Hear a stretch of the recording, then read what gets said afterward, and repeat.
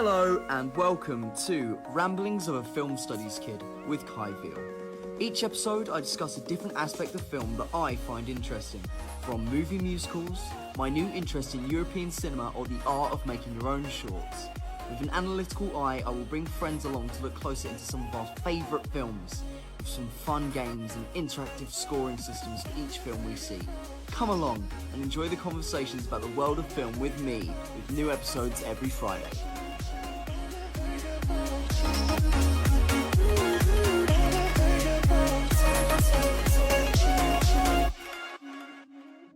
Hello everyone and welcome to Ramblings of a Film Studies Kid.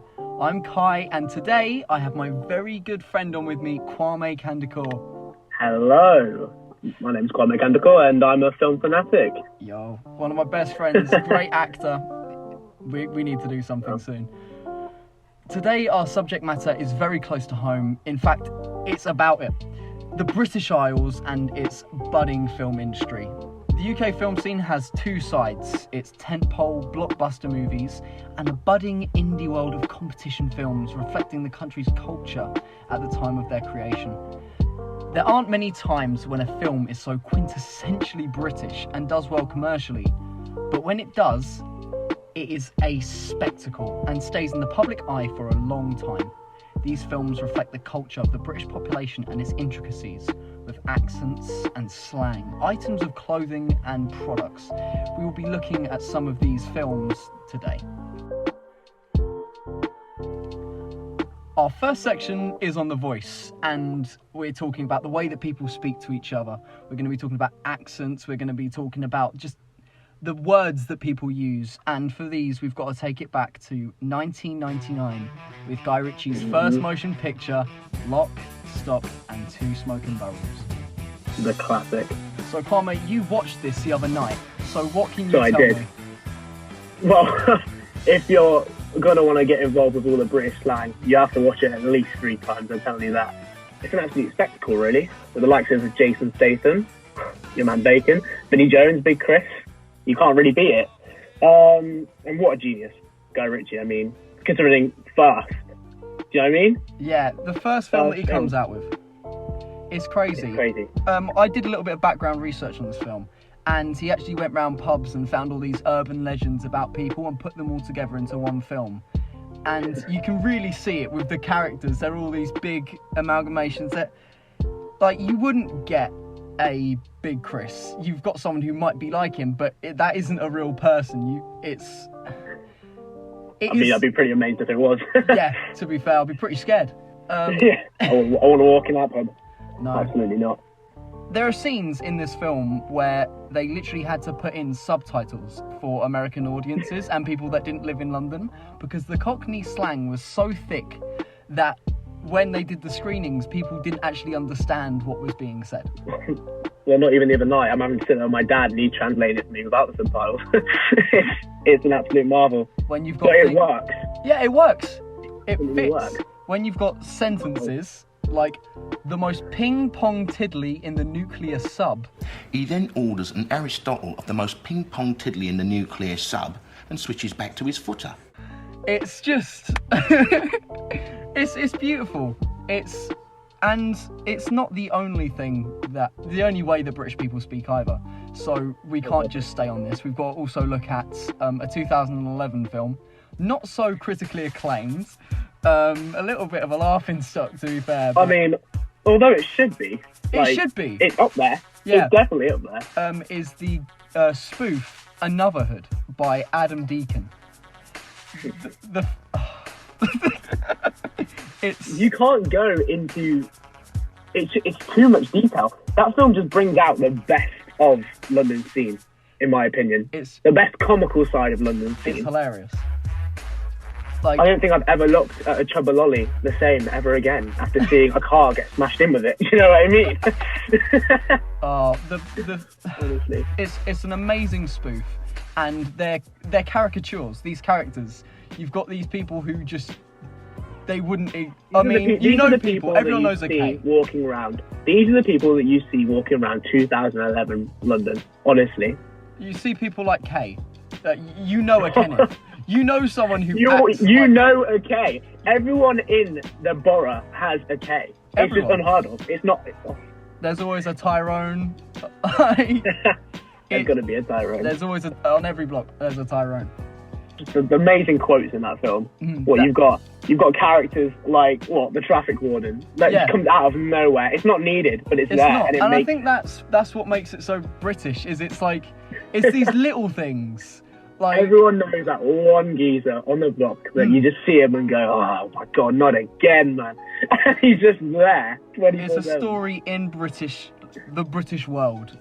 That's why I think British films shine the most, is because they're just telling you something totally incredible in a place that could exist or does exist in some places. Also, going on the different types of language that are used in Another Hood, I've coined it road slang. I mean, it's probably what it is called. I don't know. It's just I'd say so. You had Cockney, you had road. There's different things. And some films are actually... You got a bit of French in there, let's be honest. Throw it all in. I don't know. And then there's films that can put them together. And I think this is where we have to go to Guy Ritchie's most recent film, The Gentleman. Because in that... Come full circle. Yeah. It really has come full circle. You look at where he was back in the late 90s and you see it now, and not much has changed apart from, obviously, you've got your cameras, you've got your sound quality, you've got the texture of everything coming together over the years. But it really does show in his work how far he has come as a director. In Guy Ritchie's career, he started with Lockstock, then a year later he hit Snatch, and then about 5-6 years later he did Rock and Roller. Each of these are London gangland thrillers, and this was in 2018 he came back with The Gentleman. In between that, he went a bit more commercial, and you had films like he directed the Disney version of Aladdin. And he's come back to this gangland roots with this beautiful finesse. Clever crafted. So clever crafted. Also, it pulls in everything that he's worked on throughout the years. And I think it was just his presence waiting for the years, and we all sat there on our horses, just like, come on, just release it, bring it out, bring it, please. We're waiting, honestly.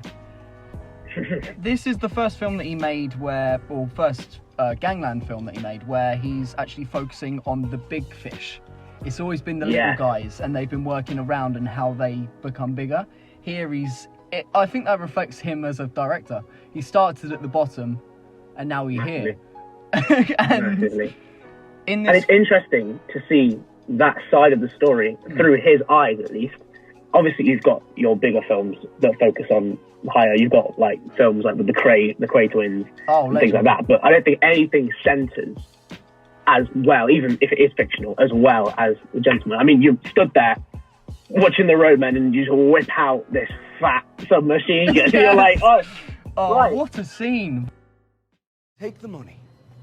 Drop the fucking money and run, boy.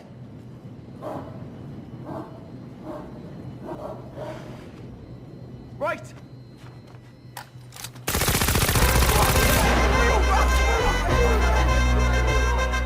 Now, put the phone on the ground.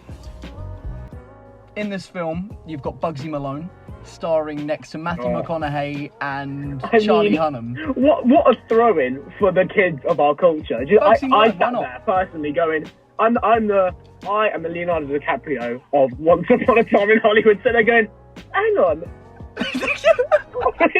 Literally. And my dad sat there with me going, who do you mean? I went, you wouldn't understand. Watching Bugsy Malone do backflips and rob plantation. That's everything I need on the screen. What more could I possibly want? Honestly, high octane. Honestly, it taps in. Putting stars of yesteryear, the 90s, together with new age musicians. It's great. Sort of handing on the torch to a new generation. As we say that, let's talk about another new gangland film from Britain, Blue Story, Ratman. Coming from YouTube. How far has that man come? Coming from YouTube. How far has that man come? Honestly, this isn't no Made in America YouTube film. No. I mean, I sit there, just remember watching, obviously, Shiro's Story to begin with, and just going, this man is going far, no matter what happens. And everyone wanted him, straight after, everyone wanted him. Netflix wanted to sign him. Everyone wanted him for the next lot of, I'm pretty sure he was rumoured to start being a part of Top Boy. Like, literally, that's crazy that so many people wanted to jump on with him. His dialogue And, as well. His dialogue, it feels realistic. It feels like a conversation that would happen, and it's. You almost forget it's rap when he's just sat there doing it. You get into this world where it's just text on a page. It's beautiful new and media. It's crazy that you can put it.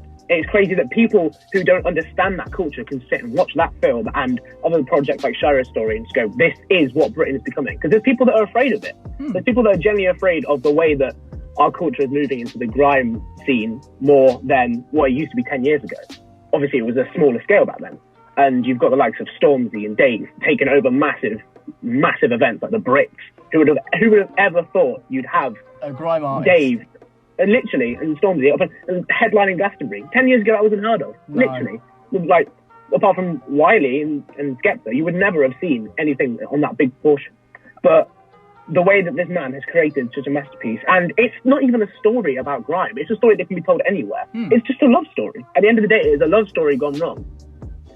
It's incredible to me. Truly gorgeous. And picking up on that with the changing pop culture, later on we're going to start talking about music, and we look at the difference in how music has changed and how music is in these films, and how that actually changes what a film feels like when it feels British. So we'll be getting into that very soon, actually. But now we've got to talk about the main thing when it comes to films, and that is what we see. We're going to do some visuals. We've got clothing, we've got items, we've got what's in the sets. For these, I've got to bring out my favourite director, my all-time favourite, and that is Mr. Cornetto himself, Edgar Wright. Oh yeah, the legend, the man, the myth. I don't know if you can get any more British than the films in the Cornetto trilogy. And I'd love to see what goes on in that man's head. To be able to put this on paper and both on screen is just incredible to me. The way that he structures a film, he has lines that will come up earlier in the story, and then they'll just find their way in later. The label, the Cornetto series, you've got in every single film, you have that link. What a stupid link, but what a British link. You know what I mean? I've recently found out that link, and the reason that the Cornetto trilogy is called the Cornetto trilogy is because the Cornetto is Edgar Wright's favourite hangover cure. So that is the British sentence of this. That is it. Right hangover cure. It could have been something that was my childhood favourite treat. It could have been something relating to a family member. No, it's a hangover cure because that is our country. That is our religion. We're just loads of alcoholics in this country. Obviously, we're not, being under 18. You know. Not me, son. Not me, son. I feel young. I feel very young. It's upsetting. So yeah, I mean, coming off the hangover cure thing, we see that in Shaun of the Dead. Ed, Nick Frost's character, is eating a cornetto for a hangover. In The World's End, after the big explosion, you see the cornetto wrapper come in. It's the hangover of the morning after the Golden Mile. Hot Fuzz. And then you can't fault it in Hot Fuzz. No. It's everywhere. And then Hot every Fuzz, corner shop, cornetto. It's beautiful. Everywhere. It genuinely is. And keeping on with the Cornetto trilogy for a minute, the corner shop scene in Shaun of the Dead, where he's walking to the shop and back. What a visual masterpiece. It's a one When you think about it, considering that's his first film in... Is that his first film? I can't exactly remember. So he did Spaced, and that was with Simon Pegg, Nick Frost, and a few other characters from in Shaun of the Dead. And in the third episode of Spaced, Simon Pegg's character gets really high and ends up dreaming about a zombie apocalypse, and that inspired Shaun of the Dead. So it's a direct thing from that, and we actually see some characters from Space cameo in Shaun of the Dead as well. They're in the background as zombies. Yeah, this is his first feature film, is what I'm trying to say. But the corner shop scene, I mean, you've got him walking through the street, and it shows the British mind. You would walk out of your house, just go and do your daily routine, you'd walk to the shop and you come back. You wouldn't think anything of it. No. You see these people walking around, you're just going to ignore them. That's Britain, in a nutshell. And I don't think that's what I understand. That's what I love about watching this British film, because me, as a Brit myself, can relate to it. And I feel sorry for the American that sits there and goes, "It's just him walking to the shop. What's so funny about that?" He doesn't understand. He doesn't understand. The World's End, you've got the 90s sequence when they're back in school, and there's something nostalgic about an era that I was never in. But I know that older viewers will be nostalgic about that. And the schools, you know the school is a British school. Like, just from the little shots of everything, it's very, it's cliched but beautiful. And talking about cliches, I mean, the whole thing about the Cornetto trilogy is that they're taking the mick out of genre films. But that's not the one that I want to talk about in that aspect. In this aspect, I want to take it to a different British film that is also taking the mick out of a genre. Well, it's not really taking the mick out of a genre. It is a genre film, and that is Attack the Block, which is, I think it's directed by Joe Cornish. I didn't write this down on my paper, but I'm pretty sure it's Joe Cornish who directed it. 2011 again, I'm pretty sure, same year as Anotherhood, starring our boy John Boyega, who won so many awards because this was his first acting appearance, and Jesus, lift off into the new world that is. Oh. He went from a Channel 4 film to being the headline star of the new Star Wars trilogy. You wouldn't believe it, honestly. That is the success story of Britain in my eyes. The black success story of Britain. I just think Kid from that really shows how far you can come. Genuine. Awesome. Incredible. And in this film, there's one prop that just makes me just happy, and that is the Pizza Go-Go bike that this kid has stolen. The little moped.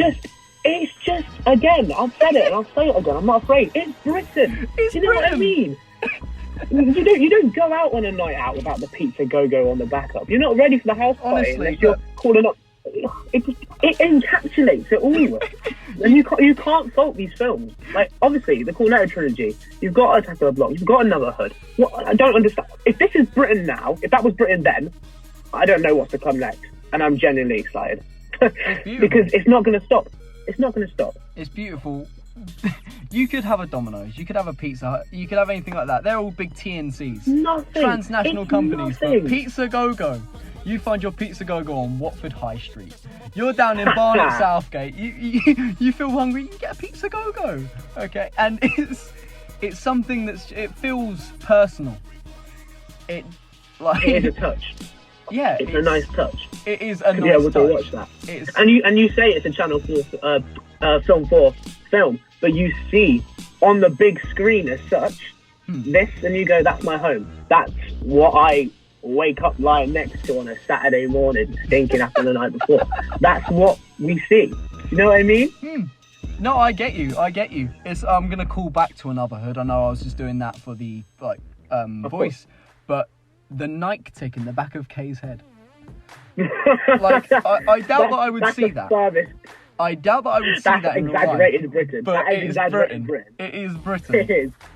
Also driving around Akinfenwa in a Vauxhall Corsa. Like that scene at the end is just, it's beautiful. Like, why Akinfenwa? Because kids will laugh at it. It's just blazing up with your hamster in your room. You know, it just. Wait, I forgot something about that film. The IKEA toy rug that he's got on the floor with the roads on it. I don't know. Oh my god! You know what I'm we've talking all had about. it. We've all had it. I had it when I was a kid. I had it as well. It sits there in your mind, and you watch it, and it's the thing that makes that design film just beautiful. It's just the fact this young man goes out every day. He thinks he's the baddest boy in the block, and he comes home to this child in the room, and he's just sat there in his room practicing his lyrics with his hands from the side, and his sister shouting at him. You know, you can't get any better. It is great. It truly is. And I mean, Kay, he's a rapper. He didn't really get very far with it, but we're gonna use that very slick, very clean segue into the next section, which is the music. Oh gosh, yeah. So, in these films, they show a different period of time, and I've got 3 different films here, which I've picked, and one of them is Lockstock, one of them is World's End, and one of them is Anotherhood. And I just want to read through some of the songs that are in these films. Take me back. So starting with Lockstock, we've got a song called Ghost Town by The Specials. Oh, which I could go on for days. If you haven't been sat in your car listening to this song full blast, then I don't call you British. It's a vibe. It's not a headbanger. I mean, the specials has sat with me. It's had a close space in my heart since, I don't even remember when. My dad introduced me to the specials, and then being able to watch it through Lockstock, through Snatch. I'm pretty sure the list is ending. The list is forever going. I feel like Ghost Town, The Specials, is used in a lot of films. It's just, it's such. It's the opening. It's the opening of Shaun of the Dead. No, yeah, I'm pretty sure it is. It is in the pub. It is. You watch when you watch the first opening shot, Rising Above the Beer. That's the song that's playing in the background. Because I remember that the other day. I was watching it with my friend, and I saw that, and you just get the. It encapsulates everything of British culture in that one line. Oh, it's honestly. In a lot of films. Jesus. So I'm just reading through the IMDb page for that song. Then we've got a few others, like Stone Roses Fool's Gold. Basically, big Britpop song, but I first heard it in Lockstock, and then I've heard it everywhere since. It's a great track. It's in The World's End as well. And then the opening song for Lockstock is a song by a group called Ocean Colour Scene. And it's called the Riverboat song. It's nothing that you would exactly recognise, but it's that indie alternative Brit rock, and it's gorgeous. I love it. There's not really much to talk about with Lockstock in the music because most of it is done in-house and it's all for songs there. But them three songs at least, they stick out to me. Now we're going to go on to The World's End, which is set in, I'm guessing, like 2015 when it came out. Or 2013 was when it came out, sorry. And filmed in Letchworth Garden City of all places. Yeah, I mean, what a place to film such a spectacular film. I can't believe it. When I fact checked that the other day, I was astonished. I had to message you. I was just like, did you not know this? Because I'm shocked. You were living in Letchworth for a while, weren't you? It's my dad that told me. He went, oh, you see that roundabout there? He went, that's the first roundabout ever built in Britain. I went, well, it can't be because that means it's filmed in Letchworth. And he went, oh yeah, it is. And I sat there and just went, no, this is crazy. No, how have I never seen this? It's mental to me. And now you can't not see it. You can't unsee it. You see the scenes when they're walking around, and I'm just like, I've been there. I've seen that. It's mental to me. It's honestly crazy. That's the best thing. Filming a film in an authentic British place, not in the city, nothing, just a town. Not even. You got these big directors that want to encapsulate England and then go film it in a sound studio in America. I'm saying you need to keep it at home. You want to encapsulate Britain and keep it at home. This is That's how you're going to do another reason why I love Edgar Wright is he films on location most of the time. He filmed all of Shaun of the Dead in North London, in Finchley, in Barnet. I don't know where he did Hot Fuzz, but I know that's a British town. You can tell by just looking at it. It's a British town. you wouldn't find that in an American town. And The World's End, obviously, is Letchworth Garden City, as we've just been talking. In The World's End, there are a few songs by Primal Scream, by Blur, by the Happy Mondays, by the Stone Roses. These are big bands from the 90s. It encapsulates their youth. It encapsulates their youth. It's music that they would have listened to back in the day. Gary King. It's his music. He carries them with him. He hasn't changed, obviously. That's the whole point of the story. He has not changed in however many years, so the soundtrack copies That's the simple touches that Edgar puts in that makes it so perfect. If you are a film fanatic like us, you will see that, and it's nice to have that touch where you can be sat in the cinema next to a normal civilian and they go, no, they appreciate it, but then we sit there and we know exactly what he's doing. It just makes you feel at home. It makes you feel at home. Beautiful. There's also a song in here which is a old Summer of Love. That film came out in 1998, 1999. So he was a teenager in this film. And he's like this little Cockney kid who's moved out to Wales. It's great. He's not the main character of the story. The main character's a character called Jip. I can't remember his actor, but he does look a lot like the guy who plays Dr. Watson in Sherlock. Oh, okay. And he does an amazing performance in that. Anyway, now we're going to move on to some newer, not newer films, but newer soundtracks. So as we were saying earlier, we've got Anotherhood. And the amount of people they got in on this. Like, obviously, these guys were... For such a small project. But I think that's when it was all coming together at the time. If this film was made in 2016, 2017, one, it wouldn't have been made. And two, it wouldn't have had this soundtrack. Because listen to this. We've got Tiny Tempah. We've got BBK, Boy Better Know. We've got Wiley. We've got Kano. We've got Rudimental. And a lot more. It's a stacked soundtrack. What a mix. What's a mix? I mean, you're jumping from BBK to Rudimental. I mean, the day Rudimental I'm in the club, being a bit more poppy, being a bit more mainstream. And then you've got Kano, Legend. Old school Wiley, obviously it's a bit controversial now. There's been some things. He's not exactly we don't vibe with that. But we're here for the music. Yeah, we're here for the music. We're here for the music and we're here for what's on screen. And talking about people like being here for on screen, Baby Driver. Obviously, the cast of that film have had some issues, and so well got Kevin Spacey, obviously. But the music in that film, it's a British director, it's an American film, British director, Edgar Wright again, and the entirety of that film, if you didn't know, is synchronised with, all of the music is synchronised with what happens on screen. But it's an incredible film, but I feel like the granddad of this goes to one scene in his first film, Shaun of the Dead, the bar fight, Don't Stop Me Now scene.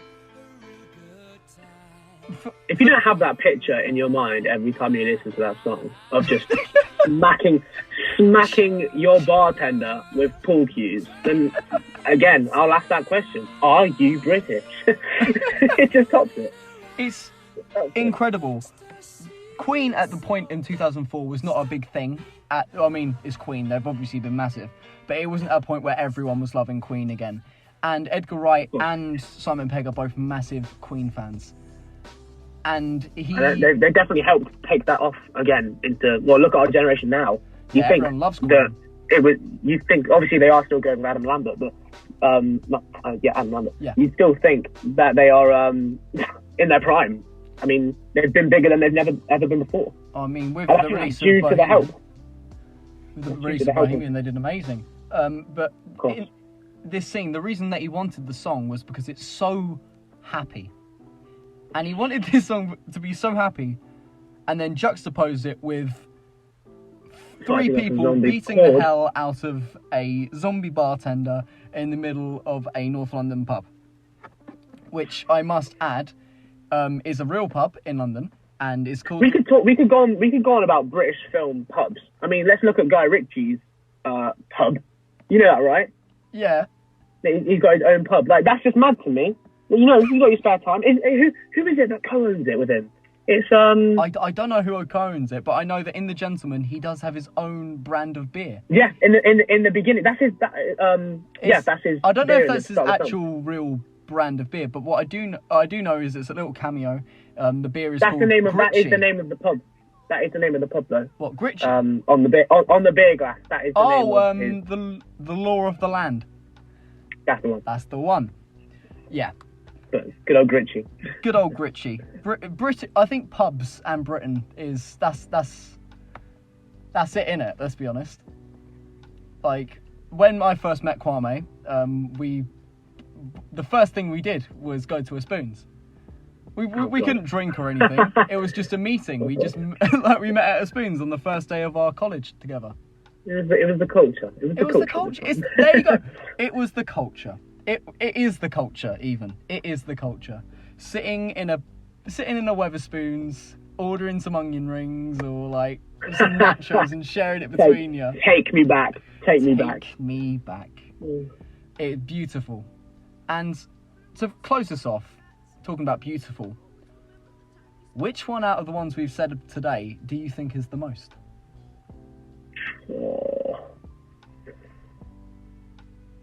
I think, if I'm going to have to be honest, nothing for me beats Edgar Wright just because of the place that holds in my heart and the way I grew up watching those films. Well, I shouldn't have been, but obviously, it holds dear to me. But I mean, I could put Shaun of the Dead on repeat every day, like you said, because we're talking about these scenes like the corner shop. We're talking about the scenes like the pub, and just they stay with you. And you watch films and you see all these references where other directors who haven't got anything to do with the project are using these pop culture references down the line. And that, if that doesn't show how much of an iconic British masterpiece that is, then find me something else that does, because it's right there for me. Controversial. Shaun of the Dead is my least favourite out of the Cornetto trilogy. Wow. I mean, if we're gonna meet a middle ground, and you want to hit Snatch, we'll go with that. Okay, no, Snatch, yeah. I don't think we actually didn't talk much about Snatch, but Snatch is iconic. Snatch is the second film that Guy Ritchie made. Takes place around Jason Statham's character, who's a illegal boxing manager, and it's him trying to basically get out of a tight spot with Bricktop Alan Ford. And I think it really shows the power of British cinema, because after Lockstock, his first film, Guy Ritchie's first film, it did so well out in America that Benicio del Toro and Brad Pitt both star in this film, and Brad Pitt asked personally to come and work on Guy Ritchie's next project, and he didn't have anywhere for him. So he said to him, okay, I've got a character, and he's a traveller, and he gave him the opportunity to do it. And fun fact,